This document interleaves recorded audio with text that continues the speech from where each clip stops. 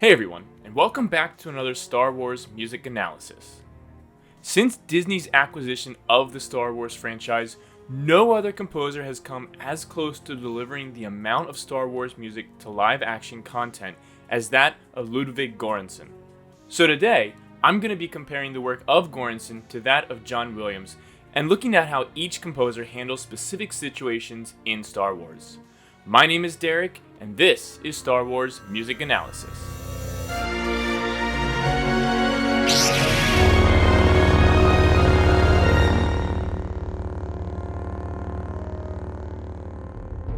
Do it. So I want to break this into four main areas that I'm going to focus on today. We're going to be looking at tactics of musical rhetoric, cultural relatability, orchestrations and influence, and finally, theme usage. So let's begin with musical rhetoric. This is where we look at how the music generally is telling us something about what we're seeing on screen. And because of the abundant time that Ludiwg's scores spend on Tatooine, I thought this would be a great place to look at this. If we look at how Williams approaches the sound for Tatooine in A New Hope, we hear three things: high strings, muted brass, and double-reeded woodwinds. I mentioned in a different video how this sound gives us a sense of choking, but it can also relate to the hot and dry feeling that we would get from being in a desert. Imagine how you would feel in a desert. You'd be squinting and your muscles would tighten from thirst and dehydration. The music is giving us that same feeling. So in this instance, Williams has relied on orchestration and the feeling that a timbre can have physically on our body to pull us more into the film.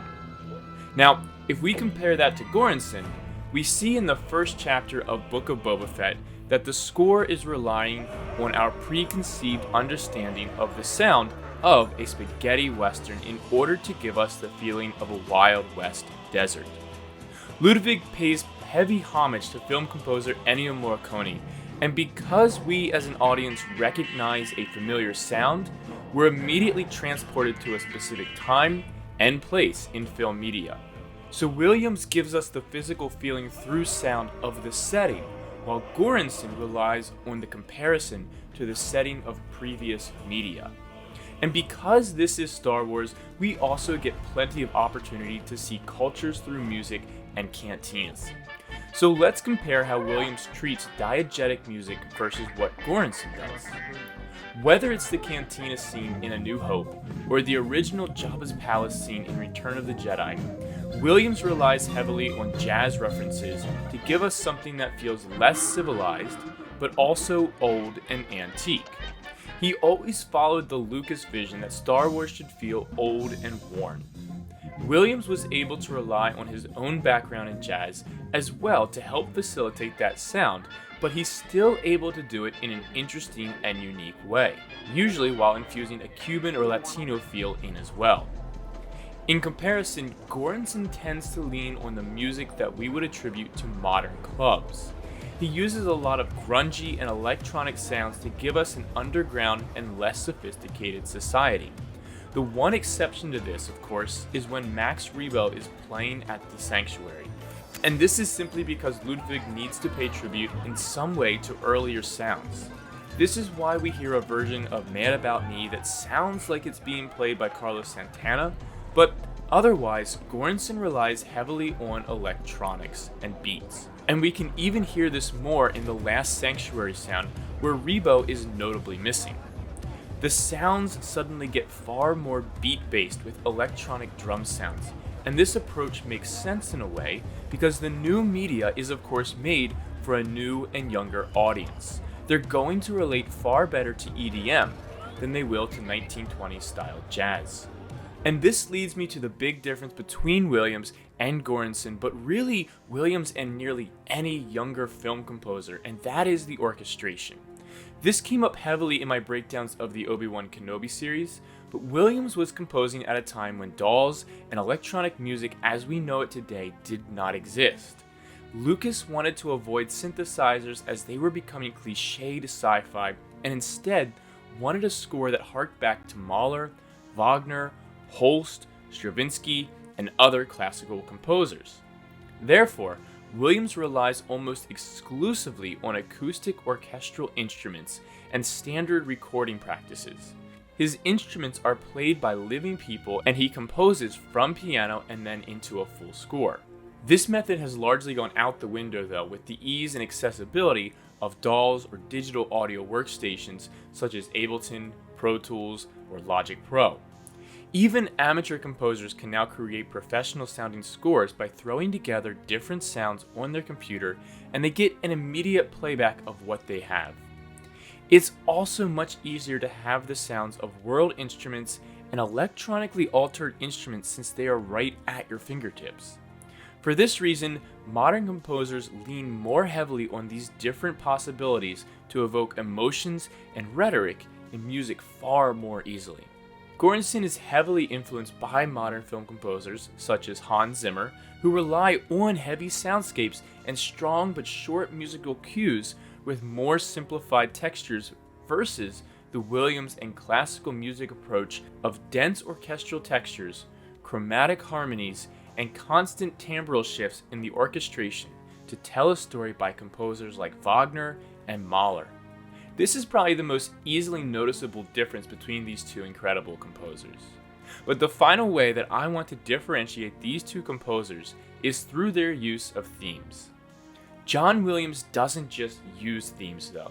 He's the guy that made the leitmotif cool again.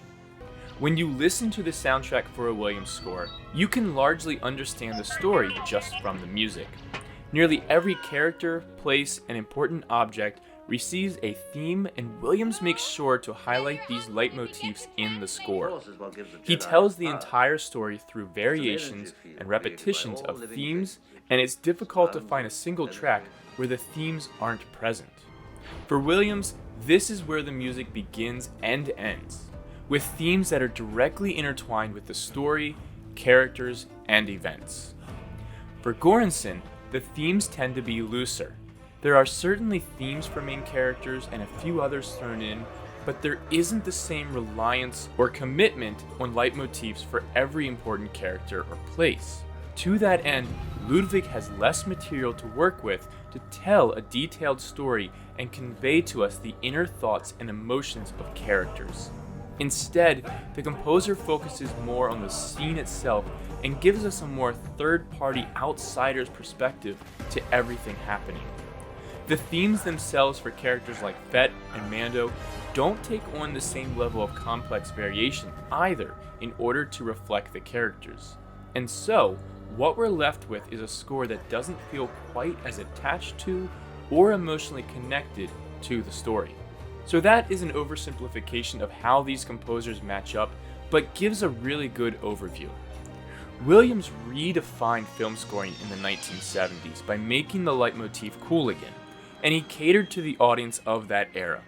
The music is certainly more detail-oriented, but that's also a tribute to the relationship that Williams and Lucas had with each other. Göransson, on the other hand, works on a far more modern style with heavier electronics and a focus on a broader picture of what's occurring on screen.